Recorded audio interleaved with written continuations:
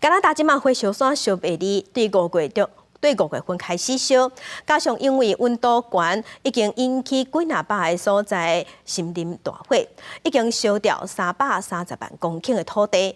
即马火灾乌烟，而且佫引起严重的空气污染。加拿大甲美国已经拢发出警示，讲有几若百万人会受影响。即马就连纽约的空气品质嘛已经倒红灯。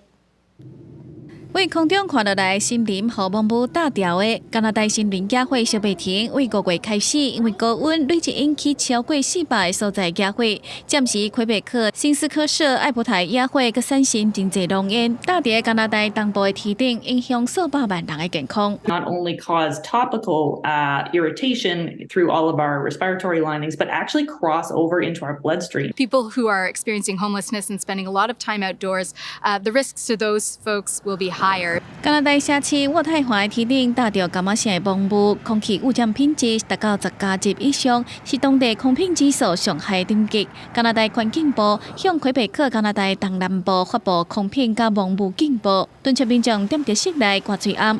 伫这款野火蒙雾嘛影响到美国东岸甲中西部，各地拢发布空品警报。美国环境保护署就发布新英格兰空品保护的警报，伫咧纽约的状况嘛真严重。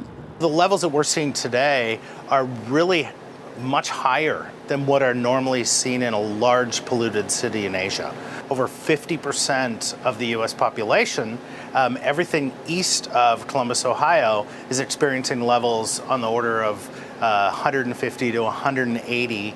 加拿大自然资源部长威尔金森表示，过去一个月烧掉至少330万公顷的土地，受害面积是过去平均面积的10倍。前后有12万人必须暂时离开家园。为6月开始，如果发生野火几率会增加，野火季节有可能会继续到8月，加入加拿大历史上上严重的一冬。即马除了美国、澳洲、法国、墨西哥、甲纽西兰、南非这些国家，已经派出总人数差不多1000名消防人员去协助加拿大拍火。国际新闻台是董炳耀。